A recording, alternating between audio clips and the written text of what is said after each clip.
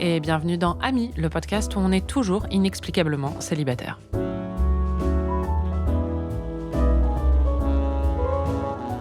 Salut, moi c'est Anaïs et j'adore pleurer. Salut, moi c'est Marie et j'aime bien pleurer aussi. Aujourd'hui, on teste quelque chose d'un petit peu différent dans Amis. On voulait épicer un peu les choses. Et aussi, je voulais pas choisir le prochain film. Enfin, j'ai une short list de films que je vais te montrer avant la fin.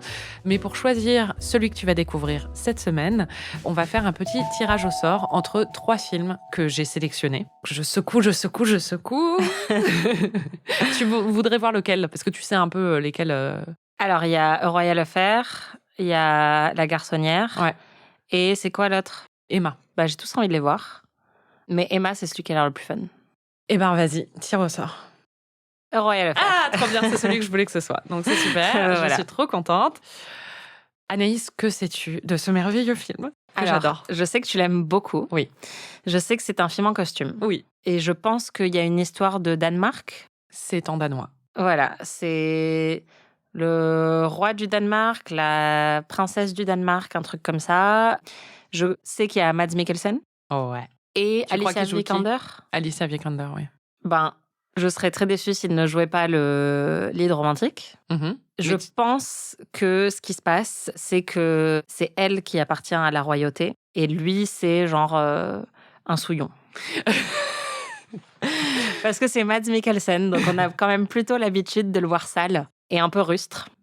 Et que c'est le genre de truc, genre Lady Chatterley ou je sais pas quoi, qui marche très bien généralement. C'est ça, non? Dans Lady Chatterley, c'est un mec rustre avec un... Ouais, mais une femme, Mads Mikkelsen, excuse-moi, je vais défendre son honneur quand même. C'est un ancien danseur classique. Non, mais bien sûr, il a beaucoup de raffinement. Oui, voilà. Donc, dans Lady Chatterley, le principe du personnage masculin de Lady Chatterley, c'est quand même que c'est un gros rustre, quoi. Oui. Après, il lit, et il est intelligent, mais il coupe du bois, quoi. Oui. Non, mais je pense que c'est pareil dans la leçon de piano. Enfin, il y a quand même beaucoup de films où il y a un peu un homme rustre qui vient un petit peu encanailler une femme plus discrète, on va dire. Donc, j'imagine que ça pourrait être sur le même schéma. Et tu penses qu'il fait quoi dans la vie, lui, dedans? Il travaille pour la royauté. En fait, j'ai envie de dire qu'il est chasseur, mais c'est parce qu'il joue dans un film qui s'appelle La Chasse. Donc, c'est totalement erroné de ma part. Mais je pense qu'il fait un truc comme ça, genre... il a un côté un peu animal dans son rôle. Tu penses que tu vas aimer? Oui, je pense. J'étais assez curieuse. J'avais envie de le voir depuis un certain temps. La photo et les costumes avaient l'air très, très beaux. Et tu m'en as beaucoup parlé. Donc oui, j'ai assez hâte de le voir. J'ai peur que ce soit chiant. En fait, le problème, c'est que je pense à tous les rôles de Mads Mikkelsen. Et donc, je me dis, soit il boit du vin, mais ça, c'est parce que c'est dans Hannibal. Soit il fait de la chasse, mais ça, c'est parce que c'est dans La Chasse. Donc, je sais pas trop, mais... C'est un acteur, il peut jouer des rôles différents. Je sais. Non, mais bon, il y a des typecasts aussi qui se produisent. Et dans tous ses derniers rôles, quand même, en dehors de Hannibal, où il joue justement quelqu'un qui est très raffiné, très chic, etc., il a quand même fait beaucoup de trucs récemment de survival, de mecs bourrés, de mecs rustres. Donc, je sais pas. Je suis ouverte à tout. Quel est ton rapport avec le film ? Je l'ai vu dès sa sortie et je l'ai revu de nombreuses fois depuis. Dans les productions récentes romantiques, c'est un de mes préférés, vraiment. Et de toute la liste des films que je vais te montrer, c'est vraiment un de mes préférés. C'est qui l'a réalisé ? C'est Nikolai Arcel et c'est sorti en 2012. Donc ça fait un peu plus de 10 ans et depuis, je l'ai vu un peu plus de 10 fois. Et c'est vrai que j'adore Mads Mikkelsen dedans. J'adore Alicia Vikander aussi. Je la trouve vraiment excellente dedans. C'était au moment vraiment de sa montée en puissance. Et je la trouve vraiment parfaite pour le rôle. Et en plus, j'aime bien les drames en costume, mais j'aime bien aussi les films historiques. C'est le cas. Ça se passe à une période qui a été pas mal couverte dans d'autres contrées. Ouais, j'aime beaucoup ce film. Je trouve qu'en fait, la tension sexuelle dedans est vraiment excellente. Et il y a un aspect historique et dramatique que je trouve très efficace.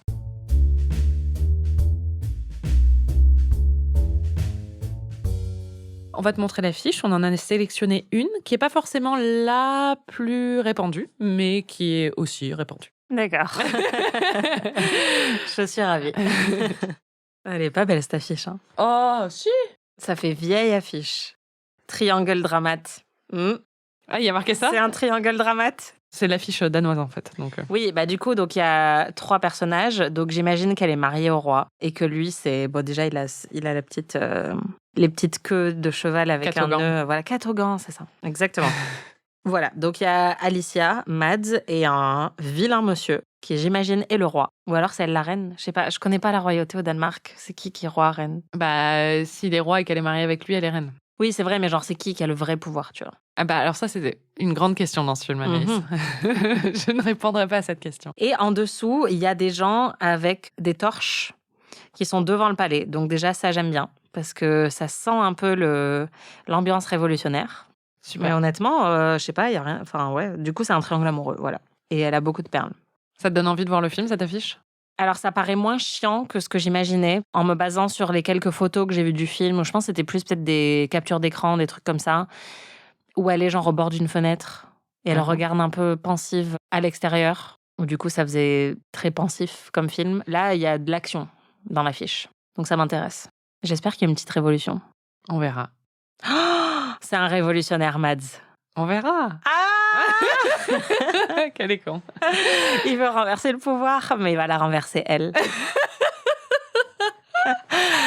Embauchez-moi pour faire des taglines de films, franchement. Trop bien. Bah, il va mettre le feu à sa culotte.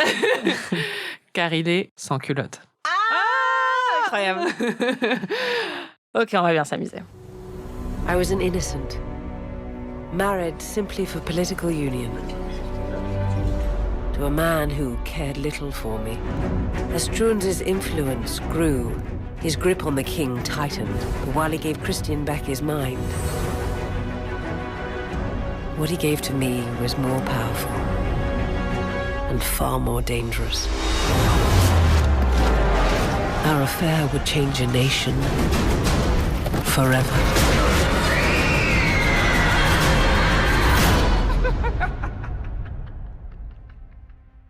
Ça y est, Anaïs, tu as vu Royal Affair. Ça t'a pas laissé une impression hyper mémorable, apparemment. En tout cas, tu t'attendais à une histoire d'amour. Tu as eu un peu autre chose. Du coup, en fait, c'est un film sur le fait que le Danemark est devenu progressiste grâce à Mads Mikkelsen. Exactement. Qui se tapait la reine. Trop bien. C'est trop déprimant, hein. Pas assez d'amour, trop de déprime. Toi aussi, tu me montres des films Rasra. Oui, c'est ça, tu m'as dit ça à un moment. Franchement, là, c'est... Bah, écoute, en même temps, c'est une histoire vraie. Ils allaient pas mettre C'est vrai, c'est l'embellir. Et c'est une super histoire, pour le coup. Oui, c'est une bonne histoire. Ouais. Enfin, moi, c'est marrant, ça m'a jamais déprimée, en fait. Mais c'est vrai que la fin est un petit peu déprimante. Disons que ça se finit pas très bien pour eux. Ouais. Et d'habitude, tu aimes les drames, tu réclames des drames. Et là, après ce film, bizarrement, tu as une nouvelle appréciation pour les comédies, visiblement. Tu voulais du drame, hein? Ouais, putain, c'est bon, là. Remontre-moi des comédies, là. Ça t'a quand même plu ou pas? Ça m'a plu, mais je pense que les conditions de visionnage étaient déjà pas optimales parce qu'on avait vraiment fait la fête la veille et on était très fatigués. En fait, c'est marrant parce que je m'attendais pas du tout à une comédie en sachant déjà un petit peu de quoi parlait le film. Enfin, en sachant très bien que c'était un drame à l'avance, je m'attendais pas à quelque chose de plus fun que ça. Mais je pense que je m'attendais à quelque chose de beaucoup plus romantique sur la durée, en fait. Oui. Et comme là, on a vraiment une première partie qui est romantique et une deuxième partie qui est assez peu focalisée sur leur histoire d'amour, au final, c'est pas quelque chose que j'avais anticipé, alors que sur Reviens-moi, tu m'avais beaucoup préparé au fait que la première partie était très romantique et pas le reste. Je pense que pendant la deuxième partie, j'étais peut-être un petit peu frustrée qu'on se focalise pas trop sur leur histoire d'amour à tous les deux. Et la fatigue n'aidant pas, je commençais à m'endormir un petit peu, je l'avoue.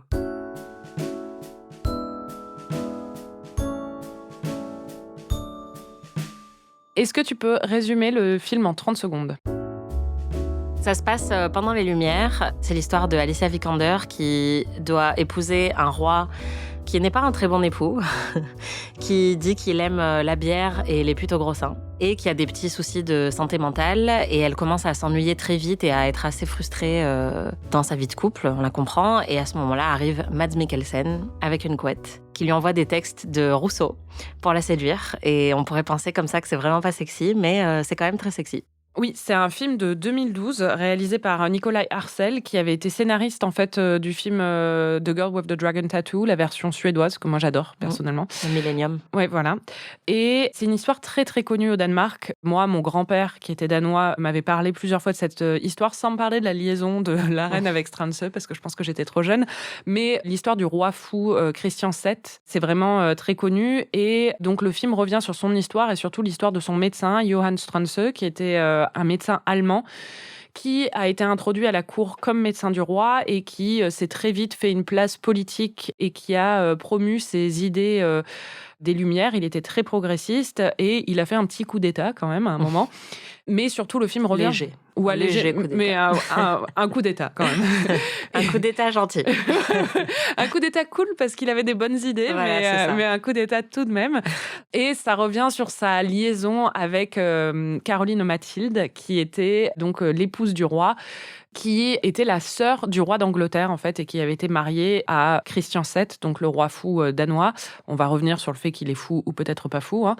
Elle avait 15 ans au moment de son mariage. Donc au début du film, elle a 15 ans, lui, il en a 17. Normalement, bon, les acteurs sont plus vieux, donc ça donne pas trop cette impression. Et au moment de sa mort, à la fin, elle a 23 ans. Donc, ouais. Elle a eu une super vie. Ouais, vraiment. Heureusement qu'il y avait Mads pour rendre ça un peu plus funky. Ouais. C'est ça, exactement. Oh là là. Ouais, c'est encore plus déprimant quand de 15 à 23 ans, quoi. Ouais, c'est horrible. Dans la réalité, si vous regardez les portraits de ces gens-là, ils étaient vraiment pas aussi beaux que Mads Mikkelsen et Alicia Vikander. Mais dans le film, on a la chance d'avoir Alicia Vikander qui joue Caroline Mathilde.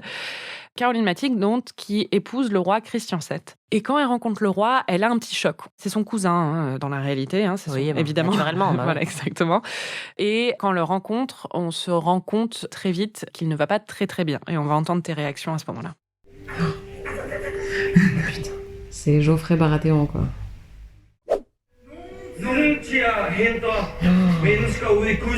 Mais c'est une cata, ce mec. Est-ce que tu peux décrire un peu le genre de comportement que Christian a parfois ? En fait, c'est pour ça que la comparaison avec Geoffrey Baratheon de Game of Thrones m'est venue tout de suite. C'est-à-dire que, bon, déjà, il est d'un blond assez... Il est pâle. Voilà. Il est un peu pâle. Ouais, il a un physique de consanguin. Exactement. En fait, il est très impulsif et totalement déconnecté de la réalité autour de lui, et donc il respecte pas du tout les convenances. Donc là, notamment, un des extraits qu'on a entendu, ils sont au théâtre en train de regarder une pièce et il se met à déclamer certains vers pendant qu'il est en train de regarder la pièce. Donc il se met debout dans le public et il commence à interagir avec la pièce. Donc déjà, en 2023, ce serait gênant, mais à l'époque, je pense que c'était vraiment encore plus gênant. Et puis voilà, il a une relation avec son chien qui semble être sa relation la plus proche, en fait. Il fréquente beaucoup de prostituées et il est juste assez irrespectueux, voire plus, avec sa nouvelle femme. Leur première nuit, juste, il lui prend la main pour qu'elle le touche et il essaye de l'agresser un petit peu, elle le rejette. Il n'a pas beaucoup de qualité au début du film. En tout cas, ils étalent vraiment une bonne grosse couche sur son personnage. Il y a aussi l'aspect où il veut être un artiste. En fait, on comprend qu'il veut pas être roi et qu'il veut être un artiste et que du coup, il se sent en compétition avec elle quand il la voit bien jouer du piano.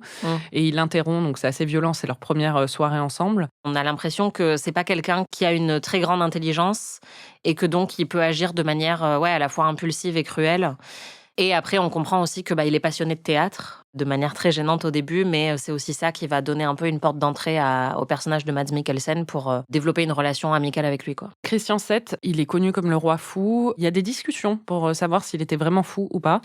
Beaucoup de gens ont essayé de diagnostiquer en fait sa pathologie a posteriori en se basant sur les écrits de Stranse, qui a beaucoup documenté les symptômes du roi et son attitude, avec par exemple une défiance. Il ne supportait pas tout ce qui était douceur, bonté, des choses comme ça.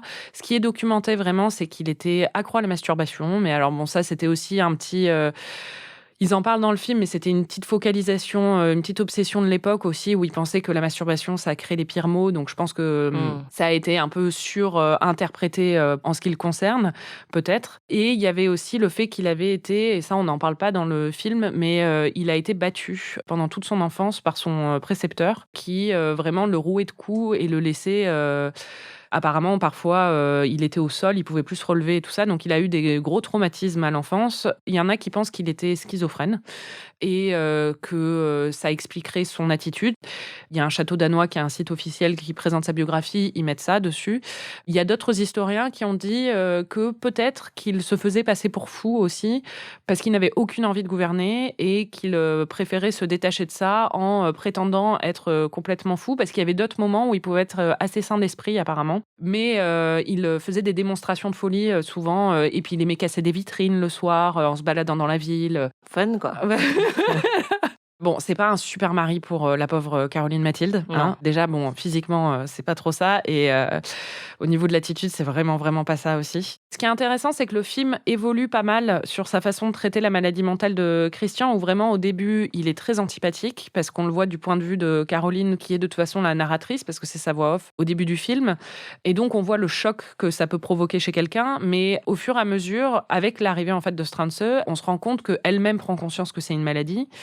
Et a beaucoup plus d'indulgence pour lui, et il est beaucoup plus attachant, en fait, au fil du film. T'as pensé quoi de cette représentation de la santé mentale dans le film ? Le film le rend très touchant. Je pense que la position du film, c'est clairement d'indiquer qu'il a des problèmes de santé mentale, mais qu'il n'est pas non plus dans le cliché de la folie, où justement, il n'a jamais aucun contrôle sur ce qu'il dit ou ce qu'il fait. Parce que, comme tu dis, il y a des moments de lucidité dans son attitude, des moments qui sont beaucoup plus attendrissants, et par contre, il y a des moments de vraie perte de contrôle.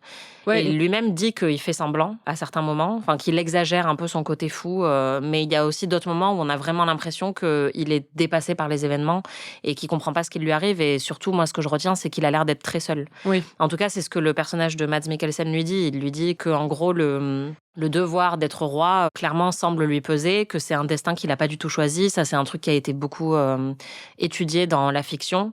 Et je pense qu'on le sent dans ce personnage, c'est-à-dire qu'il n'a pas du tout envie de faire ça. Le côté folie, j'aurais dû dire d'ailleurs, il n'était pas fou dans tous les cas. Il était soit schizophrène, oui, voilà, enfin il avait une pathologie mentale, ou peut-être qu'il n'en avait pas et qu'il prétendait. C'est un peu ça le débat qu'il y a dessus. Le surnom du roi fou, évidemment, il y a eu pas mal.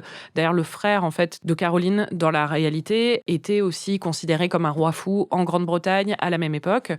Je trouve que le film prend le parti de dire qu'il avait des problèmes de santé mentale, mais j'aime bien justement la façon dont le film le transforme pas en espèce de monstre fou furieux, justement, mais à une vision beaucoup plus délicate et nuancée de la santé mentale. Ouais, et bienveillante. Parce que je pense que le film a un regard progressiste, en fait, parce que c'est le regard aussi de Stranse qui est plein d'humanité, malgré ses défauts.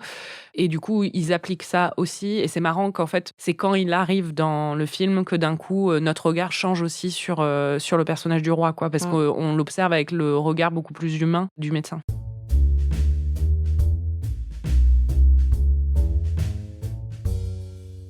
Bon, le message du début, c'est quand même que ça craint vraiment d'être une femme aristo au 18e. Tu l'as relevé d'ailleurs. La pauvre. Bon, bah vivement qu'elle le trompe, hein. Ah putain. Ah ouais. Moi, je prends le bébé, je l'égorge devant... Oh, c'est pas de sa faute, le pauvre. Anaïs très punk. C'est ça, je voulais que ce film soit un peu plus vénère, je crois. Mais oui, en fait, dans la scène de l'accouchement, le médecin lui dit de pas faire de bruit et de rester très calme pendant qu'elle est en train d'accoucher. Donc, il y a quelque chose d'assez crispant en voyant cette scène. Et c'est vrai que forcément, les comparaisons viennent tout de suite avec Marie-Antoinette.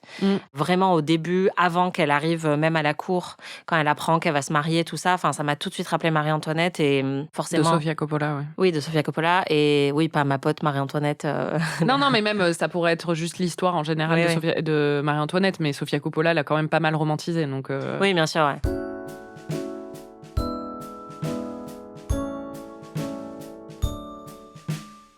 Heureusement, arrive pas très vite, mais assez vite, au bout d'à peu près une demi-heure de film, arrive Johann Stranse, qui est donc un médecin allemand, qui accompagne le roi pendant un voyage à l'étranger. Il est joué par Mads Mikkelsen, et il a un catogan. Tout à fait, oui, parce que le roi, après que sa femme a donné naissance à leur premier enfant, il lui dit qu'il va partir en voyage pendant 1 ou 2 ans. Petit congé paternité dans son coin, avec Mads Mikkelsen. Dans la réalité, le voyage devait durer 2 ans et il n'a duré que 8 mois. Mais dans le film, ils le font passer vraiment comme, je pense, 2 ans, parce que le petit qui vient de naître Ah oui, il connaît l'alphabet quand il revient. Donc, C'est ça. Très clairement. Et donc, le roi se lie d'amitié avec Stranse à ce moment-là. Enfin, d'amitié. C'est une amitié, mais il est embauché comme son médecin. Et comme tu disais tout à l'heure, c'est à travers des vers de théâtre, en fait, que Stranse arrive un peu à apprivoiser le roi qui a vraiment pas envie d'avoir un médecin à la base. Il est très psychologue, en fait. Il maîtrise vraiment tous les domaines de la médecine. Puisque, oui, en fait, il fait passer des entretiens à plusieurs potentiels médecins. Et il s'énerve sur le candidat qui a juste avant Stranse. Et quand le personnage de Mads arrive, tout de suite, effectivement, il lui parle en réplique de théâtre. Et il lui parle aussi très calmement et on sent qu'il l'écoute et qu'il prête vraiment attention à qui il a en face de lui.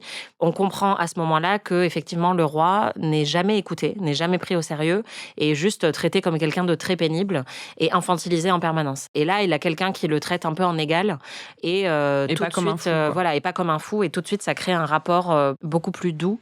Et c'est la première fois qu'on voit le personnage du roi d'une autre manière. C'est vrai, et c'est aussi la première fois qu'on voit Mads Mikkelsen dans son catogan. Et Mads Mikkelsen et son catogan ont provoqué pas mal de réactions tout au long du film, de ta part. Il est très émoustillant quand même. D'accord. Puis je pensais pas qu'il serait capable de m'exciter avec un catogan. Mais... Jamais avoir tort. En plus, il est médecin, il a tout pour me plaire. Il est beau, hein. Ouais, putain. J'en reviens pas qu'il soit sexy avec une couette. Ça, c'est du talent. Je veux tellement qu'il me guide dans la vie. Qu'il me donne des conseils quand je suis dans mon bain. Quand même, le mec a le même look que Francis Lalanne. et il arrive à être sexy. Donc, il a un niveau de difficulté vraiment très, très, très élevé. Et juste, il a l'air intelligent aussi. Enfin, voilà, il a tout ce qu'il faut. Justement, l'intelligence va jouer un grand rôle dans leur histoire d'amour. Et tu te demandais vraiment quand est-ce que ça allait commencer à s'activer. Ouais, quand est-ce que ça nique, là. Pas mal, mais je veux plus de tension sexuelle, là. C'est vrai que l'histoire d'amour, du coup, elle prend un peu de temps à arriver. Et après, elle disparaît assez vite pour laisser place au reste de l'intrigue et au fait qu'ils vont finir trucidés. Mais quand Mads Mikkelsen est arrivé, tu as compris que ça y est, ça allait s'activer. Allez, là, ça va matser. Du verbe matser. Voilà, tout à fait. J'invente un nouveau vocabulaire romantique à chaque nouveau film. Et un spécifique à Mads Mikkelsen, Ouais. qui est très très charmant. La clé de leur rapprochement, c'est quand même Rousseau, ce qui nous a un peu surprise. Ouais. On va l'entendre, c'est ta surprise quand même. C'est bien la première et unique fois que Rousseau est utilisé dans un cadre sexy, quoi.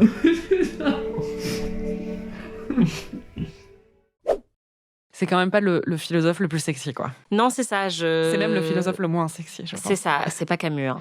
Ou Kierkegaard, bon. quoi. Mais bon, je comprends, c'est les lumières et la liberté de penser, c'est très très sexy. Donc au final, ça marche assez bien parce que ça établit une connivence intellectuelle entre Alicia Vikander et Mads Mikkelsen et le fait que surtout elle se sent très isolée dès le début. En fait, quand elle arrive au Danemark, on lui dit qu'on va lui retirer certains des livres qu'elle avait amenés parce qu'ils sont interdits au Danemark.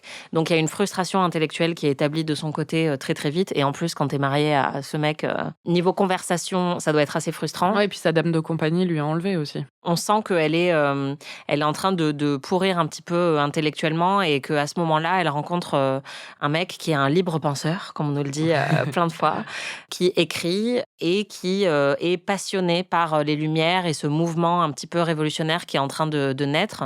Et c'est comme ça qu'ils trouvent un petit point commun et qu'ils commencent à se rapprocher. Et ce rapprochement, sur le coup, ça t'a beaucoup plu. Ouais. L'aspect intellectuel, t'as pas mal parlé. Il n'y a rien de plus sexy que l'intelligence et que l'espèce d'état d'égalité intellectuelle entre deux personnes qui s'attirent aussi physiquement. Enfin, personnellement, je trouve ça très sexy.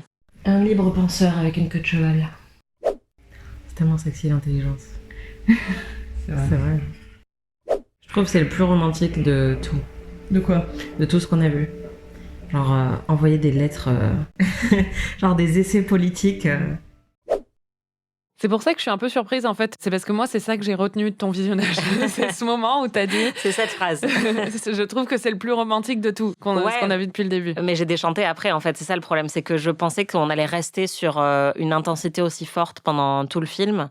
La partie plus politique, évidemment, elle est très intéressante, même historiquement. J'ai appris des choses. Mais comme je m'attendais pas à ça, sur l'aspect romantique, oui, c'est vraiment cette partie qui est la plus forte. Et je trouve aussi que c'est la partie avec laquelle j'ai réussi le plus à me projeter, je pense, de tous les films que tu m'as montrés, justement parce que moi, j'ai beaucoup développé des attirances comme ça, en fait. Parce que quand c'est au travail ou pendant ses études, Oui.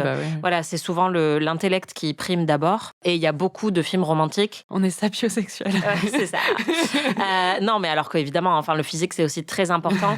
Mais non, mais on va pas faire semblant que ça l'est pas. Mais en fait, il y a beaucoup de films romantiques, et notamment dans ceux que tu m'as montrés, mais même dans plein d'autres que j'ai vus, où il y a une espèce de foudroiement physique qui arrive dès le départ, et où après, on sent aussi qu'il y a une alchimie dans de la répartie, des choses comme ça. Mais c'est peut-être dans You've Got Mail, au final, où il y a aussi d'abord cet échange qui se crée de manière plus intellectuelle, mais c'est dans un cadre qui est assez éloigné de ce que nous, je pense, on a pu connaître. Alors que là, vraiment, je me suis dit, waouh, enfin, ça me parle beaucoup plus, parce que c'est quand j'imagine une histoire d'amour parfaite, j'imagine ça, en fait. J'imagine quelqu'un qui me séduit sur le plan intellectuel et qui en plus est méga sexy, quoi. Sans queue de cheval, je préfère. Mais sinon, ouais, je trouve que ça, c'est vraiment un des trucs les plus sexy que j'ai vus dans tous les films que tu m'as montrés. En plus de ses activités intellectuelles, il se livre aussi à quelques activités sportives qui t'ont beaucoup inspiré. Oh, il va lui apprendre à écarter les jambes. Ça, c'est sexy. Oh là là. Tu dis oh là là, pourquoi ? Parce que j'ai envie qu'il me chevauche. Mais vraiment, je vous assure que l'intellect, c'est très important pour moi. Je vous promets. Et je vous assure que j'ai fait des études. Hein.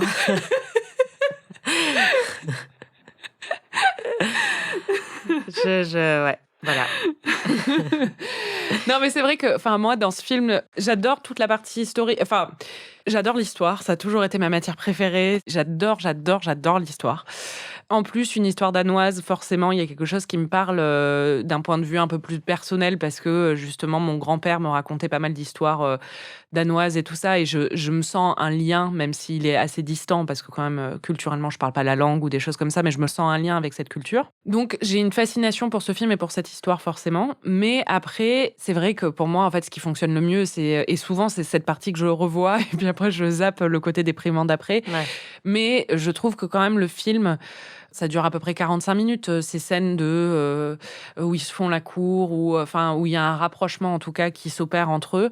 Je trouve que ça fonctionne très très bien. C'est-à-dire qu'il y a une vraie tension sexuelle qui monte, on sent un désir très présent, et en même temps, comme tu dis, il y a cette connexion intellectuelle qui rend le truc d'autant plus crédible. C'est-à-dire qu'on n'a pas l'impression que ça sort de nulle part et on comprend pas, on se dit pas mais qu'est-ce qu'il lui trouve, quoi, ou qu'est-ce qu'elle lui trouve. Et alors que ça, c'est un truc qui m'a manqué, je pense, dans pas mal de films romantiques. Et là, non, on comprend parfaitement.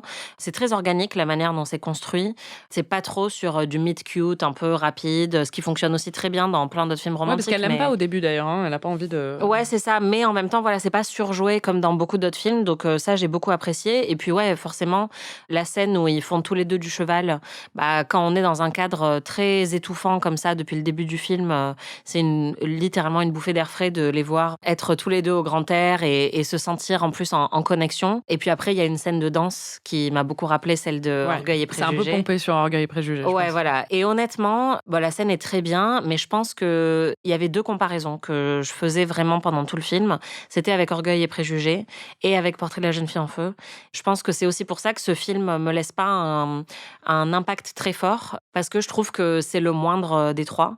Ou même, par exemple, Reviens-moi, la deuxième partie qui est un peu éloignée du côté romantique et qui est très déprimante aussi, joue tellement bien sur l'idée de manque qu'on garde une connexion romantique très forte. Et là, c'est vrai qu'on part vers un drame historique qui est très intéressant, mais c'est vrai que moi, je suis pas passionnée d'histoire comme toi, donc j'ai trouvé ça bien, mais le lien romantique était moins puissant. Je comprends totalement ce que tu veux dire. Après, c'est le problème. C'est le problème, ou l'aspect aussi, ça peut être positif, d'un film qui s'inspire de faits réels. Oui, bien sûr. Je pense que si c'était beaucoup plus calé sur l'histoire d'amour, sur la deuxième moitié, il y aurait eu un côté tellement romantisant dans la façon de percevoir cette histoire qui, au final, pour le coup, il la romantise déjà un peu. C'est-à-dire que Strandsø, apparemment, avait une deuxième maîtresse, mais bon, ça, ils l'ont pas inclus, parce que ce serait pas aussi romantique et tout ça.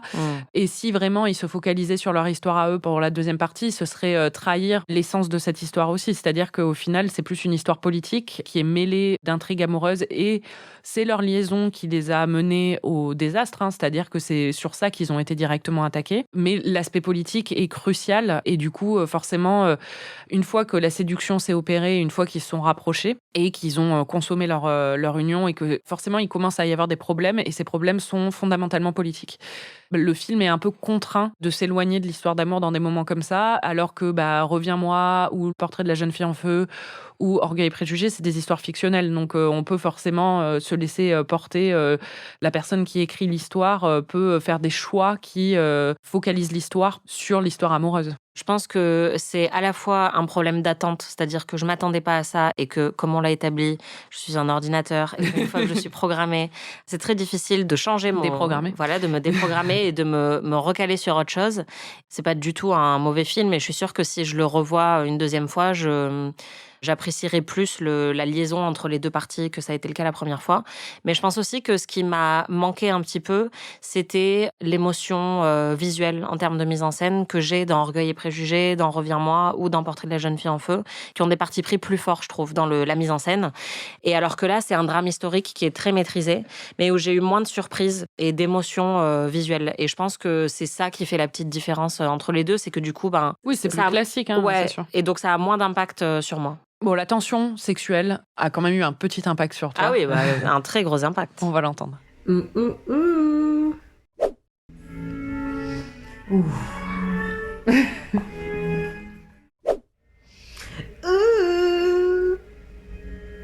Oh, Matt, il est amoureux. Et il est tellement bon en plus. Elle, je la trouve, elle est tellement jolie. Après, c'est marrant parce qu'il manque...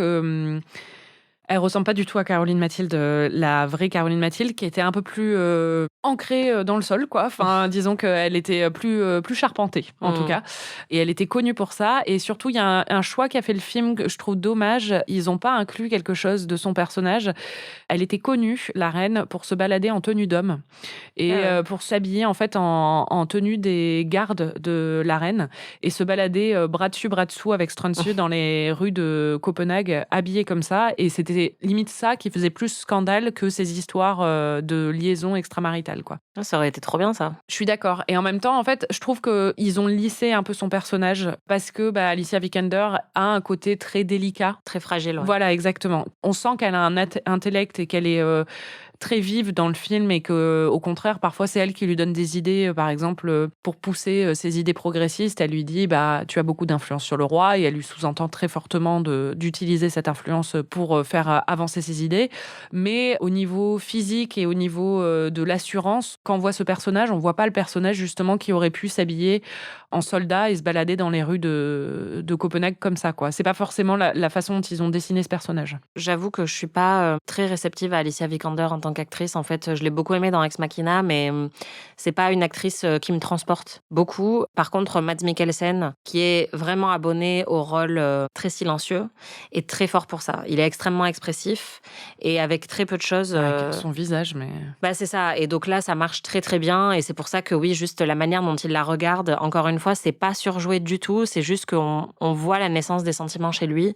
Et c'est très très beau à regarder. Il a beaucoup de tendresse aussi envers elle, en fait. C'est ça que j'ai beaucoup aimé, c'est que c'est pas juste une passion physique, quoi. C'est vraiment sur plein de plans différents. Oui, tu sens qu'il y a une curiosité intellectuelle, qu'il y a un côté animal où il est attiré par elle, mais qu'il y a aussi, oui, énormément d'amour et d'affection pour elle, quoi. Bon, ils finissent par conclure. Ouais, heureusement pour elle. Hein. Ouais. Allez là. Très bien. Qualité, hein. Je suis contente pour elle, elle mérite. Hein. Yes, girl. Voilà, exactement. Bravo. Non, et puis la scène de sexe, elle est bien.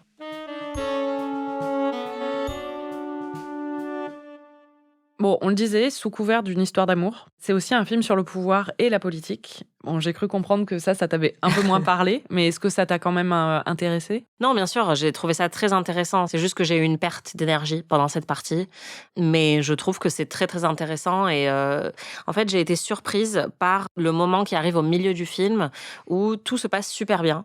Il crée une espèce d'équipe et de micro-famille avec le roi, donc Mads Mikkelsen, la reine et le roi qui évidemment n'a pas compris que Mads se tape sa femme, mais il crée une espèce de garde rapprochée et de cabinet du roi et ils décident tous ensemble de faire passer des lois très progressistes. Et il y a une espèce de montage en fait avec la musique où, enfin, je t'ai dit pendant qu'on le regardait que on aurait dit Forrest Gump en fait, parce que c'est tellement bisounours que j'étais là, attends, mais c'est quoi ce film ? Je pense que je m'attendais à quelque chose de beaucoup plus sombre et lent aussi dans le rythme, alors qu'en fait non, c'est assez bien rythmé, assez bien mené et Cette partie-là, c'est vraiment... ils sont en train de faire la révolution légalement, quoi. On va entendre, justement, à ce moment-là, tu as une question pour moi. Mais c'est vrai cette histoire ? Oui. C'est fou. C'est fou, hein. C'est une vraie histoire.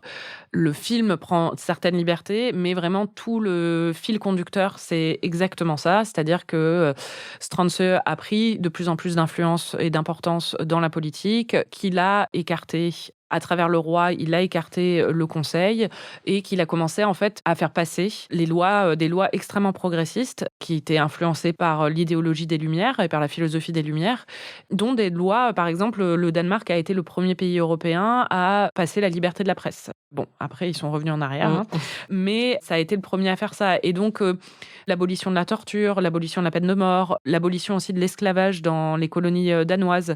Il y a énormément de mesures qui ont été prises en l'espace de quelques mois par ce cabinet. C'est ça que je trouve très intéressant en fait dans le film. Et d'ailleurs, c'est marrant parce que Marc Kermode, qui est mon critique ciné préféré, mais que t'aimes beaucoup aussi, avait adoré Royal Affair. Je crois même qu'il avait mis en son film préféré de l'année où c'est sorti en 2012. Et un des trucs qu'il a le plus aimé quand t'écoutes sa critique, et moi je suis totalement d'accord avec ça, c'est le discours du film sur la moralité en fait. Et c'est que sous ces aspects de romance, le film aborde des questions très très complexes parce qu'au final on a Strange qui quand même s'empare du pouvoir de façon abusive, c'est-à-dire qu'on le voit carrément faire signer un papier au roi qui est vulnérable, lui faire signer un papier pour qu'en fait il lui donne les pouvoirs de valider des lois sans l'aval du roi. Mais en même temps, les lois qu'il fait passer sont des lois qui sont totalement en accord avec nos valeurs aujourd'hui. Et en voyant ça aujourd'hui, on se dit, c'est un mal pour un bien un peu. C'est-à-dire que oui, il le fait de façon totalement déplacée et abusive, mais est-ce qu'au final, c'est pas une bonne chose ? Moi, c'est quelque chose que j'ai trouvé très intéressant sur le film. Ça pose une question sur la moralité. Déjà, il y a la question de savoir si le personnage joué par Mads Mikkelsen est moral ou corrompu. Pour toi, est-ce qu'il y a une réponse claire à cette question ? Non, je pense que c'est ça qui est intéressant avec le propos du film. Je pense pas qu'il soit corrompu. L'idée que je me fais de la corruption, c'est pas ça. Par contre, le fait que c'est un personnage qui est complexe et qui prend des décisions qui peuvent être cruelles et manipulatrices, ça oui, c'est très intéressant. On sait que idéologiquement, effectivement, il a des idées progressistes qui sont pas en accord avec son temps, enfin pas entièrement en accord avec son temps, et c'est très agréable pour un public contemporain de voir ça. Mais il se sert de la vulnérabilité du roi qu'il considère quand même comme son ami pour faire avancer son agenda politique à lui. Donc c'est sûr qu'il y a une ambiguïté, et moi c'est ça que j'aime bien là-dedans. Ce que je trouve intéressant, moi, dans son changement de rapport au roi et de comportement vis-à-vis du roi, c'est que le film nous montre, je ne sais pas si c'était la réalité, je pense que personne ne le sait vraiment, que c'était très influencé par son rapport à la reine. C'est-à-dire que c'est au moment où la reine tombe enceinte d'un deuxième enfant, historiquement, tout le monde a présumé que c'était la fille de Strange. C'est-à-dire que le roi l'a reconnue, mais tout Copenhague, tout le Danemark était au courant que c'était la fille de Strange. Et c'est un peu l'élément déclencheur du début de la fin. C'est-à-dire que c'est à ce moment-là que la liaison est devenue très évidente. Et dans le film, on voit aussi que c'est un vecteur de changement dans l'attitude de Strange envers le roi, parce que d'un coup, il y a une frustration. C'est-à-dire que Caroline Mathilde doit à nouveau partager la couche du roi pour au moins donner l'impression qu'il pourrait être le père. Et Strange le supporte très très mal, quoi. Non, mais il est jaloux, quoi. Voilà, exactement. D'ailleurs, tu as eu une réflexion très drôle à ce moment-là. T'es un libre penseur ou t'es pas un libre penseur? Tu partages ta meuf, c'est bon, hein. Ouais, non, mais c'est ça. Je pense aussi que pour moi, du coup, cette partie-là du drame a moins d'impact parce que je me disais... Bon, ça va, quoi. Enfin, en plus, ils s'aiment tous les deux, donc on sait très bien que... Oui, pour moi, c'est pas une question d'impact. Ça n'a pas d'impact sur moi. Enfin, c'est quand même une partie, t'es censé te sentir triste pour les personnages et ressentir un petit peu le déchirement qu'ils ressentent aussi parce qu'ils peuvent plus vivre... Enfin, l'espèce d'idylle qu'il y avait au début a été compliquée. Oui. Et je pense que c'est vrai que moi, ça m'a un peu laissé... oui, mais après, moi, ce qui me déchire, c'est pas l'idée qu'elle est en train de coucher. C'est juste que on est plus justement dans cette phase hyper agréable et charmante. Après, le film, là, prend des libertés liberté aussi, parce qu'on sait pas du tout ce qui s'est passé dans la couche de Caroline Mathilde, tu vois. Enfin, on sait qu'elle l'a trompé, et qu'elle a eu une liaison avec... Ils l'ont reconnu, ça. Enfin, c'est montré dans le film, ils l'ont reconnu au moment de leur condamnation. Donc, mais on sait pas si elle a recouché avec le roi pour faire semblant et s'il l'a mal pris ou des choses comme ça. C'est le film qui choisit de prendre ces libertés-là. Moi, ça fonctionne, mais je suis pas non plus déchirée pour eux, mais je suis plus fascinée, en fait, par la façon dont ça change son attitude à lui avec le roi. Et ça m'inquiète parce que tu sens que justement, t'as plus ce côté un peu idéal que tu décrivais où t'avais l'impression que c'était Forrest Gump, quoi. D'un coup, c'est vraiment détruit, quoi. Oui, et puis c'est vrai que je pensais aussi à ce moment-là que j'ai commencé à à sentir que ça sentait le roussi et forcément, oui, ça crée un petit peu de stress. Bah oui, justement, tout au long du film, c'est pour ça que j'étais surprise par à quel point t'as trouvé ça déprimant à la fin. Tu as prédit tout au long du film à quel point ça allait être déprimant, donc... Je sais pas à quoi je m'attendais. Bah on va l'entendre. Il va être condamné à mort. Oh là là là là là là.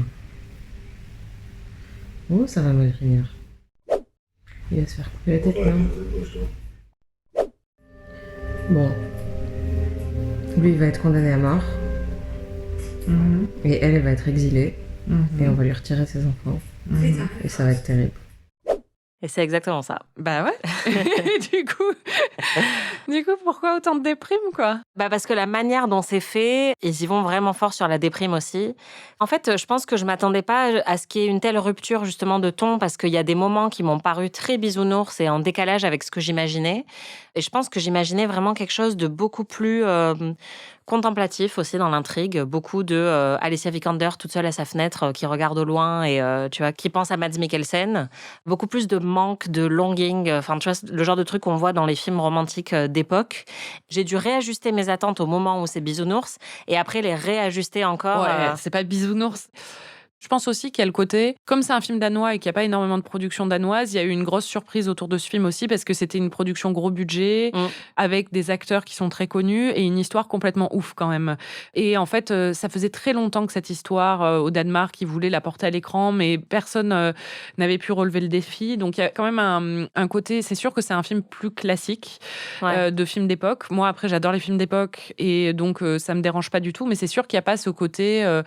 Enfin, c'est pas un film de Jane Campion, c'est pas un film... Enfin, tu vois, il n'y a pas de côté... c'est très conventionnel, en fait, sur plein d'aspects. Et c'est vrai qu'il y a des aspects parfois quasiment hollywoodiens dans la manière dont c'est fait. C'est pas un film de Lars von Trier. Je pense que quand on pense au film danois, on pense à Pelle le Conquérant ou au film de Lars von Trier ou des trucs comme ça. C'est pas du tout ça. C'est un truc beaucoup plus hollywoodien, comme tu dis. Ouais. Après, je m'attendais ni à Pelle le Conquérant ni à Lars von Trier, mais c'est vrai que tout de suite, j'ai pensé à Jane Campion. Je sais pas, je pense dans l'esthétique que j'avais imaginée autour de ce film, ou c'est peut-être parce que c'est sorti pas loin en même temps que Bright Star, ou pas du tout. À peu près. Je sais pas pourquoi j'ai associé les deux. En fait, je pense que c'est parce que j'étais trop hypée sur ce film. Parce que le truc, c'est que c'est un film qui a été très très bien reçu. Il a été nommé aux Oscars du meilleur film étranger. Comme je disais tout à l'heure, Kermode, qui est quand même le critique le plus connu en Grande-Bretagne, c'est le critique officiel de la BBC. Il a été dithyrambique sur le film et tout ça. Donc il a été très très bien reçu. Mais il y avait un peu un côté genre, waouh, un film danois qui sort un peu de nulle part sur une histoire qu'on connaissait pas alors qu'elle est réelle. Où je pense qu'il y avait cet aspect surprenant. Je pense que si demain t'allais voir ce film en projo et que tu savais rien du tout dessus et que t'avais aucune attente autour de ça, tu vois, t'aurais peut-être une façon différente de le recevoir. Alors que moi, c'est un de mes films. D'ailleurs, je me suis rendu compte qu'en fait, il n'était pas à la location sur Prime, il est à l'achat. Mais en fait, je suis propriétaire de ce film depuis des années parce que je le vois et je le revois assez souvent. Et donc, je pense que je t'en ai quand même pas mal parlé. Et que du coup, tu t'imaginais sûrement que c'était un peu aligné avec les autres films que j'aime beaucoup, qui sont cultes pour moi, comme Bright Star ou comme In the Mood for Love. Enfin, In the Mood for Love, évidemment, c'est un autre genre, mais avec un côté un peu moins linéaire, quoi. Ouais, c'est ça. Et je pense que même par rapport au décor, comme ça se passe au Danemark, j'imaginais quelque chose, une atmosphère très froide et quelque chose qu'on allait aussi retrouver dans la photographie du film, quelque chose de très bleuté, de très froid. Comme ça, c'est quand même le cas dans la photographie du film. C'est le cas, mais c'est vrai que j'ai été surprise par à quel point le film était plus conventionnel que ce que j'imaginais. Et c'est vrai que mes deux points de référence, j'imaginais Portrait de la jeune fille en feu et Bright Star ou La leçon de piano. Et donc, des films réalisés par des femmes aussi, des films d'époque qui sont assez contemplatifs. Et c'est vrai que c'était pas trop ça. Enfin, je sais pas pourquoi j'étais si déprimée par une fin qu'on voit venir dès le début. Mais bon, c'est vrai que c'est triste. Je pense que c'est quand même la preuve que ça a bien fonctionné sur moi parce que je voulais pas du tout que ça se finisse comme ça, alors que je m'attendais à ce que ça se finisse comme ça. Bon, aller tuer quelqu'un, là, je suis fatiguée. C'est pas de la faute du film si t'as la gueule de bois. Tu vas t'endormir avant la fin, toi. Mais oui, mais je veux de l'amour, moi. Ça fiche. Oh là là là là. Mads. Je veux pas qu'il meure. Non. C'est trop triste. C'est tout comme je l'avais prédit, mais c'est triste. Bon, faut peut-être expliquer. J'étais vraiment en forme. Hein. Oui, c'est ça. Il faut imaginer. Ce qui est très drôle, c'est qu'en faisant les extraits, vraiment, souvent je repère les moments où on parle sur Audacity au niveau de la voix. Et en fait, là, à chaque fois, j'allais au moment où il y avait un niveau plus élevé et c'était des bâillements. J'étais là, j'en pouvais plus de tes bâillements parce que je faisais qu'entendre. Bah tu vois, c'est comme moi quand je te montre des films d'horreur. Ouais, mais non, parce que là, vraiment, pour le coup, on s'était couché à 4h du mat et tu t'es réveillé à 8h ou un truc comme ça. Ouais. Donc, et on a regardé ce film vers 15h. Donc, oui, bah, j'étais pas en forme. Mais du coup, c'est pour ça, prends-le bien parce que moi, quand je t'ai montré Blair Witch, c'était pas, c'était pas parce qu'on s'était couché à 4h du mat, c'est juste parce que le film te saoulait. Donc, c'est vrai. Il faut peut-être expliquer ce qui se passe quand même. Alors, on a établi depuis très longtemps dans Amis que les détails glissent sur moi comme de l'huile sur un ciré. Donc, je saurais pas dire très précisément. Mais en gros, ça se passe mal. Et ils finissent par arrêter Mads et Alicia Vikander. Alors, il y a un complot, en gros, de la belle-mère du roi et de tous les conservateurs qui sont méga vénères par toutes les lois que Mads a prises et parce que aussi, il les a un peu expulsés, quoi. C'est déjà en train de vailler. Moi, j'adore ça, en fait, en dire des cours de... C'est en dire Sciences Po, quoi. Ouais, exactement. Elle est vénère, elle s'allie avec des politiciens conservateurs. Et surtout, ils arrivent à convaincre un des proches de Mads Mikkelsen, de Stranse, de le trahir. Et ça, tout ça, c'est vrai. Le bal aussi, masqué, qui était la veille de l'arrestation, c'est vrai aussi. Et le fait qu'en fait, le roi a été réveillé au petit matin par tous ces gens pour le forcer, en fait, le convaincre, entre guillemets, mais plus le forcer à signer le mandat d'arrêt contre sa femme et contre Stranse. Tout ça, c'est vrai aussi. Et donc, ils ont été tous les deux arrêtés. Et elle a été emmenée, pour la petite histoire, au château de Kronborg, à Helsingør, qui est le château de Hamlet, qui est au nord de Copenhague, à peu près 1 heure au nord de Copenhague. Donc, il y a une scène, à un moment où on la voit, elle est dans ce château. Mais donc, elle a été emmenée là en attendant d'être jugée. Et lui... Lui, il est emmené en prison et il est torturé. Ouais. Alors qu'il avait interdit la torture. Mais... Ouais, voilà. Et donc, on sent qu'en plus, il y a une petite vengeance. Et c'est là que j'ai trouvé que c'était vraiment très intéressant. Ils lui disent que le roi acceptera de le gracier, mais uniquement s'il revient sur toutes ses pensées, justement, progressistes. En fait, il a avoué avoir eu une liaison avec Caroline. Elle a avoué aussi. Il a avoué sous la torture. Et après tout ça, on vient le voir pour lui demander, en fait, d'avouer qu'il a eu tort de... On l'accuse d'un crime de lèse-majesté, en fait. On l'accuse d'avoir manipulé le roi et de l'avoir forcé à signer des choses sous son influence. Donc, il faut qu'il reconnaisse ses torts, en fait. C'est pas juste qu'il reconnaisse ce qu'il a fait, il faut qu'il reconnaisse que moralement, il a eu tort de le faire. On lui demande de renier ses idéaux politiques. C'est un pasteur qui vient le voir pour faire ça, ouais. Alors que c'est le truc le plus important pour lui. On l'a vu dès le début du film, que politiquement, il est un peu immuable, en fait, politiquement. On peut vraiment pas le corrompre. Et donc là, on lui demande de se corrompre et de ruiner un peu sa postérité aussi, pour être gracié. Et moi, tout de suite, je me suis dit que je trouvais que c'était un personnage très noble moralement, malgré ce qu'il a fait au roi, et que donc, ce que je voulais, c'était qu'ils disent « non, je préfère me faire exécuter que dire que j'ai eu tort de faire passer ces lois progressistes ». Et après, je sais pas si on rentre dans le détail de en gros, jusqu'à l'exécution. En gros, ils sont dans le carrosse pour l'exécution. Ils sont dans le bus. Lui et Brent, qui était en fait son ami le plus proche tout au long, qui partageait ses idées, qui a été aussi exécuté à ce moment-là. Et en fait, ils ont l'air tous les deux, Brent en tout cas, a l'air, mais même lui aussi, moi c'est comme ça que je l'interprète, après on a justement un désaccord sur l'interprétation. Ils sont avec le pasteur qui a demandé à Mads Mikkelsen de reconnaître ses torts. Et Brent dit pourquoi il faut quand même aller sur l'endroit de l'exécution pour être gracié. Et Mads lui dit c'est la tradition, c'est comme ça que fait le roi à chaque fois, c'est pour que le peuple puisse voir que le roi est est bon et qui gracie et machin et tout ça. Sauf que le roi, on lui a dit que l'exécution aurait lieu à un autre jour. En fait, il a été manipulé. Enfin, c'est ce qu'on voit dans le film. Hein. C'est peut-être pas comme ça que ça s'est passé en réalité. Et en fait, à ce moment-là, quand le personnage de Mads Mikkelsen explique ça à Brent, on voit que le pasteur a une expression sur son visage de culpabilité. C'est comme ça qu'on peut l'interpréter. Il commence à toucher sa croix, en fait.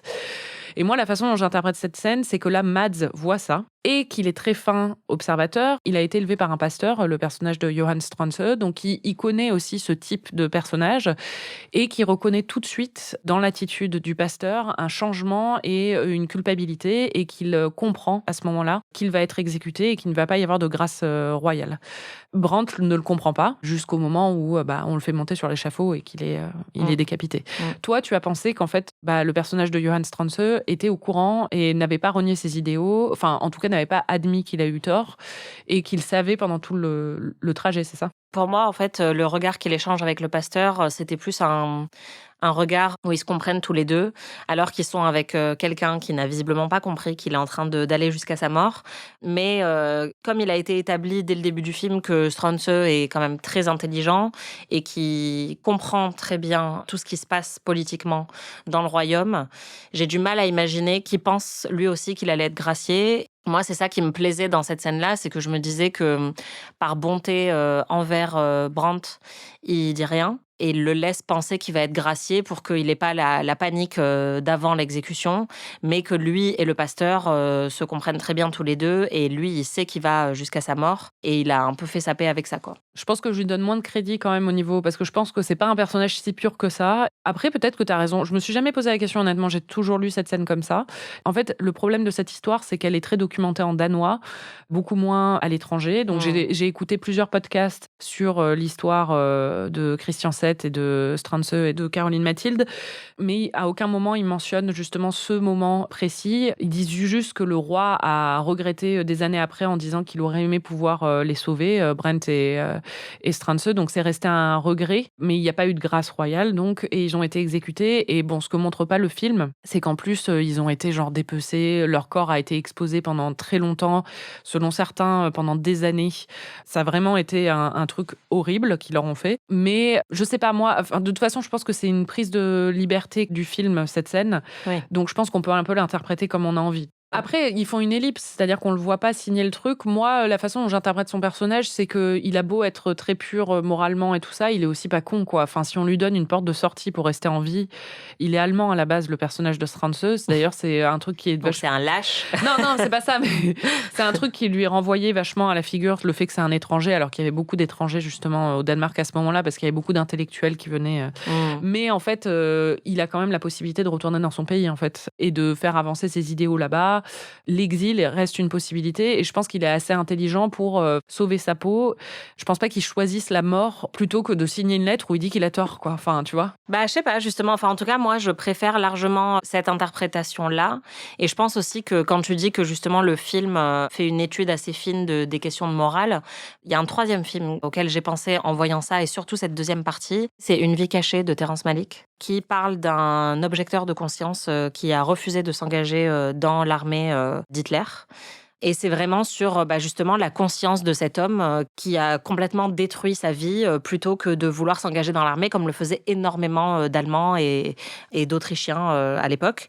Et là, en fait, j'ai pensé à ça en voyant cette scène à la fin où je me suis dit, on sait dès le début que ces idéaux politiques priment sur tout le reste. Et donc, moi, je trouve ça très beau et assez romantique aussi qu'ils ne veulent pas renier cet aspect-là de... Le truc, c'est que dès le début, ces pamphlets, il les signe de façon anonyme. Donc, il a quand même un instinct de préservation, tu vois ce que je veux dire? On le voit quand même à plusieurs reprises. La façon dont il règne au final, il a une certaine forme de pragmatisme. Il réhabilite la censure au moment où il est attaqué dans des dessins sur lui et la reine. Ouais, non, donc, il y a plein de moments où il arrive à compromettre quand même ses idées. Ce qui est intéressant avec Stranze, c'est que il a été considéré comme un ambitieux. Après, il a été réhabilité en raison de ses idées, parce qu'il a quand même fait avancer des idées hyper nobles et tout ça. Mais il y a toujours une forme d'ambivalence quand même dans son personnage, c'est-à-dire qu'il s'est rapproché du roi, il a fini par avoir une liaison avec sa femme, il s'est emparé, il a fait un coup d'État. Certes, ses idéaux étaient nobles et progressistes et totalement en accord avec nos idéaux aujourd'hui, mais c'était pas un personnage dépourvu d'ombre. Et pour moi, en fait, je trouverais pas ça fou du tout. En tout cas, c'est comme ça ça que je l'interprète, qui signe un papier pour dire qu'il a tort, quoi. Pour moi, c'est juste que c'est pas anodin que cette signature ne soit pas montrée. C'est-à-dire que le film Oui, bien sûr. joue très volontairement sur cette ambiguïté. Et donc, moi, j'ai beaucoup aimé ça, le fait qu'il y ait une surprise et un revirement aussi pour elle, puisqu'on a aussi la scène où elle apprend sa mort qui est très déchirante. Mais j'aime bien penser que justement... on ne saura jamais s'il a signé ou pas, mais en tout cas, dans le film, moi, c'est comme ça que je l'ai vu, quoi. Voilà, c'est qu'on est censé se poser la question. Est-ce le fait qu'il le montre pas, fait qu'il le montre pas, ça alimente une ambiguïté, c'est sûr et certain. Ce qui est intéressant dans la scène aussi, c'est qu'il dit au peuple, parce qu'il est enfin, il y a des centaines de personnes, voire des milliers de personnes qui sont rassemblées pour le voir mourir et qui lui hurlent dessus. Et en fait, il leur hurle dessus en disant je suis de votre côté, je suis l'un des vôtres, je suis de votre côté, je suis l'un des vôtres. Et il est complètement trahi par ceux qu'il a voulu aider, en tout cas. C'est ce que la scène veut nous montrer. C'est assez tragique. Ouais, mais ça, j'ai trouvé ça très bien. Vraiment, je trouve que la fin, en fait, autour de ce personnage, elle est très réussie et elle soulève plein de questions vraiment intéressantes. Bon, et le personnage de Caroline Mathilde, elle est morte 3 ans plus tard d'une maladie. Voilà, vie de merde. Elle est morte à 23 ans. Ouais. En conclusion, on va l'entendre. Toi aussi, c'est Rasra. Franchement, l'hérédité, c'est plus fun. Je persiste et signe. Alors vraiment, si hérédité, c'est plus fun. Non, mais là, il y a trop de royal et pas assez de à faire, quoi. Merci de nous avoir écoutés. Merci Anaïs. Merci Marie. Si vous voulez voir ou revoir Royal Affair, le film est disponible sur Canal ou sur Amazon Prime. Vous pouvez retrouver tous les épisodes d'Amis sur slate.fr ou sur votre plateforme de podcast préférée. Dans le prochain épisode, Anaïs va me faire découvrir Midsommar. Si vous découvrez ou redécouvrez ces classiques du cinéma en même temps que nous, n'hésitez pas à partager vos impressions sur les réseaux sociaux. On lit tous vos commentaires et on adore ça. Et si vous n'en avez pas marre de nos voix, n'oubliez pas de vous abonner à notre autre podcast, PIC TV, où on analyse l'actualité des séries. Si vous avez aimé cet épisode, vous pouvez nous laisser 5 étoiles et un petit commentaire, ou vous pouvez nous hyper auprès de tous vos amis. On se retrouve la semaine prochaine pour de nouvelles aventures.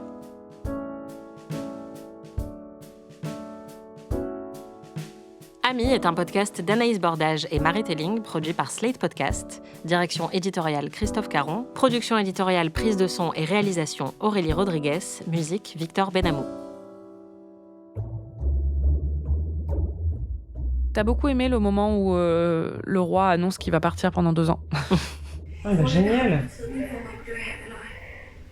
Ça, c'est le genre de mec qu'on veut. Je vais m'absenter 1 ou 2 ans.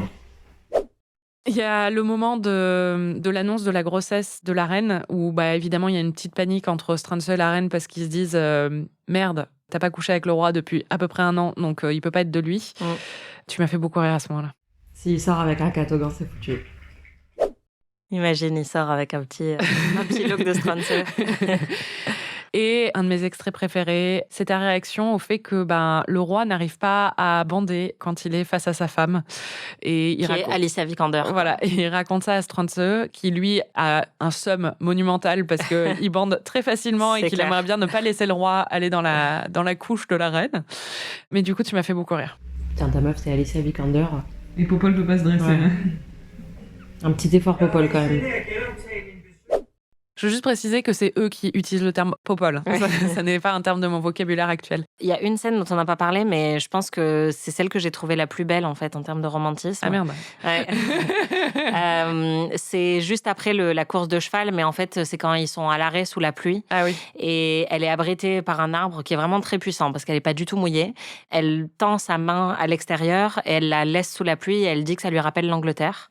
Et j'ai trouvé ce moment très beau. D'ailleurs, c'est celui dont il se souvient au moment où il va être décapité. Ouais, c'est ça. Et je pense que c'est aussi pour ça que ça marche. Et on l'a vu dans d'autres films où en fait, il joue sur les souvenirs et le fait de repasser certaines scènes plusieurs fois pour aussi marquer notre esprit à nous.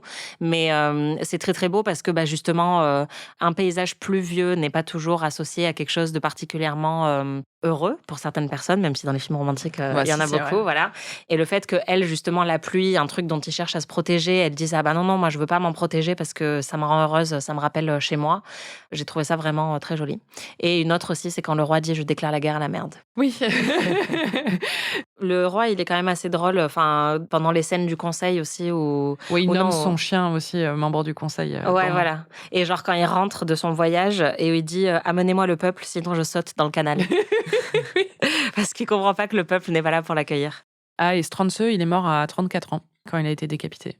Bon, il a l'âge. vécu un peu plus longtemps. Ouais, bah c'est bon, j'ai pas envie de mourir maintenant, moi.